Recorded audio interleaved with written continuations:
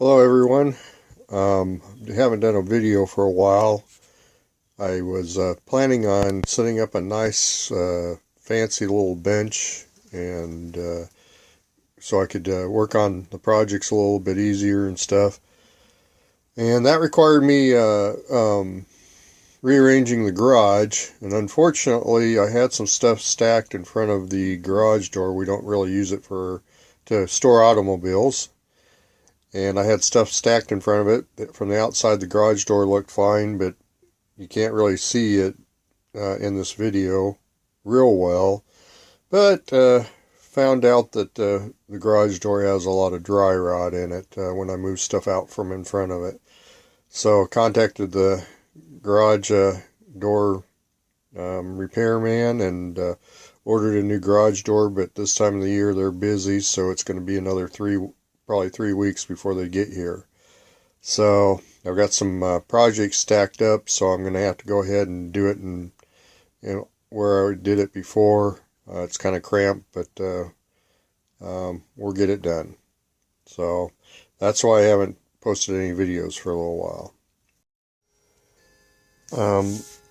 I was on the antiqueradio.com forums, and there's a gentleman that was requesting somebody to do some restorations on a Hallicrafters S38 and an S40. No one else really responded to him, so I thought I'd offer my services for better or for worse. So he sent them to me. There's a good story that we'll tell about this as we go along, but not to criticize Arthur, but just want to show you how not to pack these radios to be sent. This is how we got them. We'll take them out here and show you in a minute, but at the end of the video, at the end of the restoration, I'll show you how to package these things to send, properly package these things to send them. So our put these on the bench and show you what we got, and we'll start with the S38. Okay, we've got the S38 here. Obviously the cord's ready to be replaced. We'll replace that with a polarized cord here. So I'll go ahead and remove the shrink or the bubble wrap here, and we'll see what we have underneath it. Okay, we've got the S38 out of the bubble wrap. There's some pretty extensive rust up here. It's not just surface, well, it's basically surface rust through the paint, but I don't think it's anything that I can touch up, so we're probably going to have to strip the cabinet and either repaint it or powder coat it. Then it looks like there's a hole that was cut here, so I have to attempt to weld a patch in there and re-drill out those holes. As far as the front's concerned, the dials and the covers look like they're going to be okay. The knobs are pretty much intact except for this one down here. The apron's broke on it, so we'll probably have to replace that one, but I've got replacements for that already. All the switches are good, which is good. On the S38, as opposed to S38Bs and Cs, the bottom cover is metal, and it's here. Back cover is missing. We've got some rust around the speaker. I'm not real sure if that's, I have to check on that, but not real sure if that's standard. It's been modified for an BNC antenna jack and a phone jack. I'll have to check with Arthur and see if he wants me to take those out, put it back, and then probably what we do, since the chassis doesn't look too bad, I'm going to attempt to probably clean that up and repolish it. If that's the case, I don't want to be welding on any of this, so probably just get some metal caps and fill those in. Serial number HA131388. From this point of view, the only thing I can see so far is the rectifier tube here is loose in the base, so we'll go through and check all those. probably a good chance I'll have to replace that. But overall, we'll open the bottom of it here in a little bit after I show you the S40. But unless I find something really array in bad shape underneath the chassis, this should be a fairly easy restoration here. Alright, I will throw the S40 on the bench and we'll see how that turns out here. Okay, I've got the S40 out of the bubble wrap. The main tuning lens was laying in the bottom of the box. As you can see, I'm sure that happened in shipping. As you can see, the dial is pretty much shot. Luckily, the dial and the band spread we can get from the new dials we can get from Radio Days.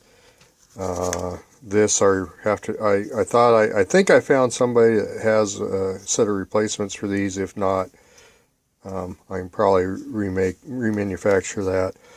All the knobs seem to be in good shape, so we're good there. Even has the silver painted ones. We've got some surface rust here.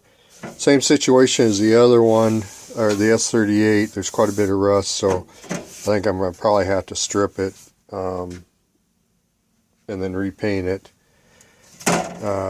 Now, the one thing that I'm a little worried about is this IF can here was loose and rattling around in there, so hopefully we didn't break any wires on that.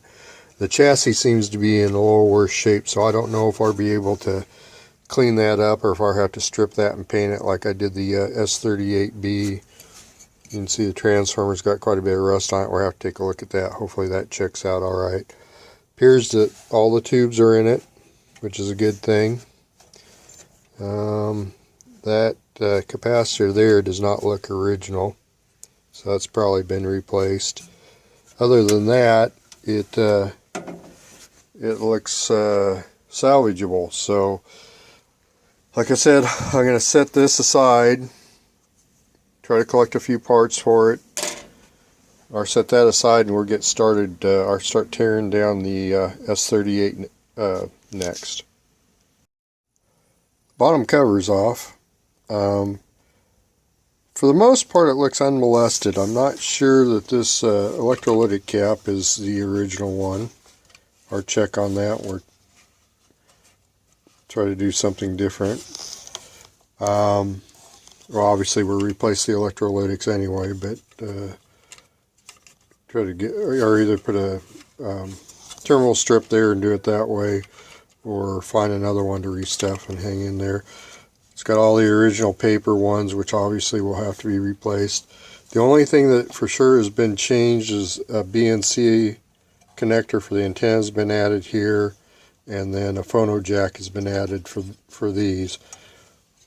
I'm not even sure if that phono jack probably worked right. I don't. I'd have to look up and see what the impedance is on between this circuit and a standard set of headphones. I don't think that would probably worked very well, but for the most part it's pretty unmolested. Should be pretty straightforward as far as that's concerned. So next step, we'll go ahead and pull the chassis out of the case. We have the chassis out of the case, and I'm pretty confident I'm going to be able to clean this chassis up without having to refinish it. So what I'll do is I'll strip everything off the top of it, including the IF cans and the audio transformer and the variable capacitor. I'll also take these off, and these are electrically isolated from the chassis with a rubber grommet in there, and it's riveted in. We'll take that out and replace those rivets because those grommets are pretty well shot, including these grommets here need to be replaced also. So we'll do that. And then when we take the cans off, I'll check them and for silver mica and probably have to replace that. Obviously we'll take the tubes out and put them in my Hickok tester and test those. So got a got a really good start on it so far. The needles and everything look fabulous. I'll have to do some touch-up painting on those. The dial is good. I'll probably just do a little bit of light cleaning on that. So, got the case down here. We'll have to take that out and strip it. It appears whatever that cardboard was actually was meant to be there. You can see where there's that slot that it goes in, so we'll have to replace that in addition to patching that hole.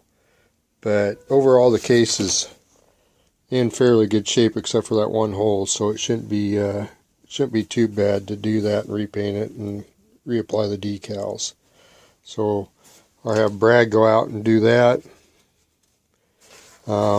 When I take the speakers out on these, lots of times I like to just cut the wires and then or either reuse those wires or put new wires in. When I do it, I put a splice in there so it's a little bit easier to get it out of the case instead of having to pull it out and unscrew the speaker to get the chassis out.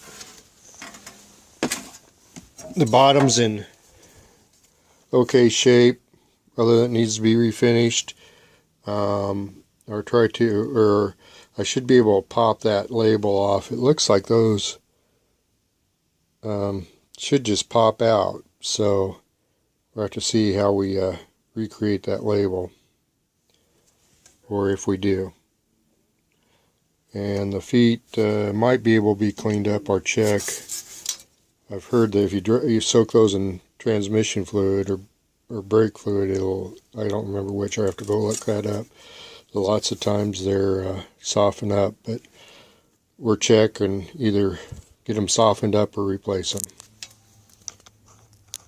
The other thing I wanted to point out is I'm bagging and tagging everything. The one thing that might cause me a little problem, this one that's got the broken aprons on it, that was on the CW pitch, and that shaft's a little bit smaller, so I'm going to have to, plus it's got a little stop on there. So I'm either going to have to reproduce that somehow or